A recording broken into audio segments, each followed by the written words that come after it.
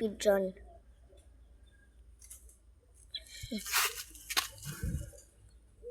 Laki ng ilong.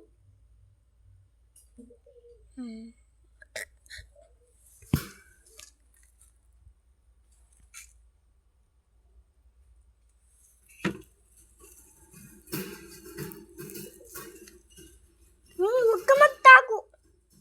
Itong lalaki. Babae. Tapos dinagdagan pa yung mga fancy.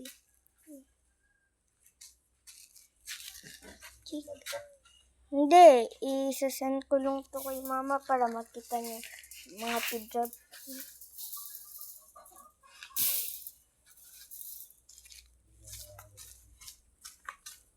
Pigeon.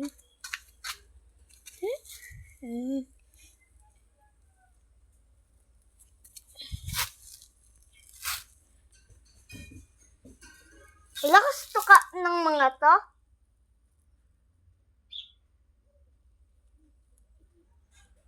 Papa, ano gagawin mo? Kukulong ko sila dyan para pag-iwalayin ko to. Ikukulong mo sila dyan para para pwedeng... Doon muna sila para pili tayong kulungan mamaya. Okay. Ilalagay dito muna yung mga fancy. Ay! See? Bori?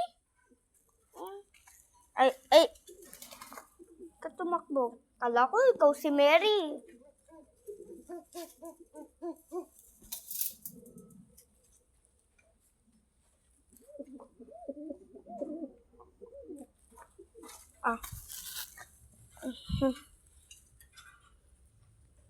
Diyan muna mga bahay nyo.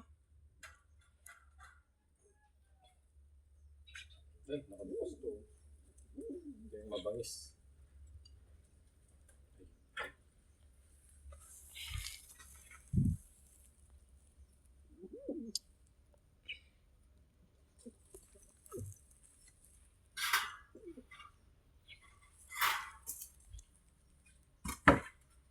Hindi natin itong mabangis na to.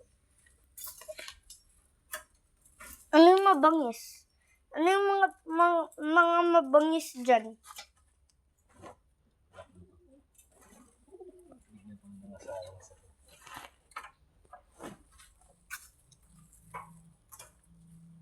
Ilalagay mo na lang siya dyan kasama ang asawa niya. Madami yata kailangan na cage para sa mga pigeon na yan.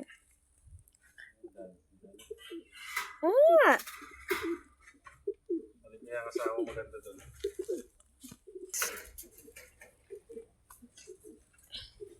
Isasama na kayo mo. Ayun. Ang oras na. Oras na sir. 12:30. 30. 45 days na ngayon. Picture ni at Mary. Berry at berry.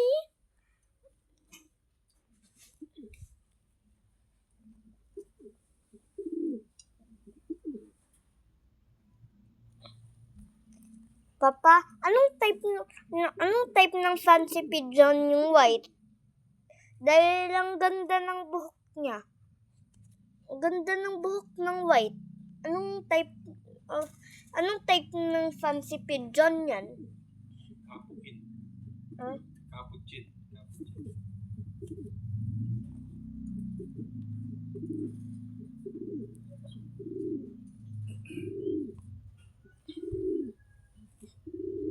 Ayan yung mga magandang type ng pigeon. Ano? Ganda rin yun. Kaya lang yung kapares niya hindi niya kamukha. Parang type sila ng pigeon pero hindi magkamukha.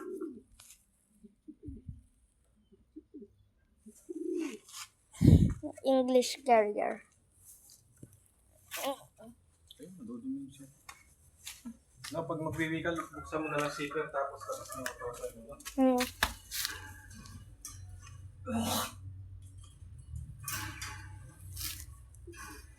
Matagal pang mga anak mga yan. Hindi pa sila pair. 1 week or 2 weeks bago sila mag-pair. Pag nagkikis na sila. Basta nagkikiss lang sila.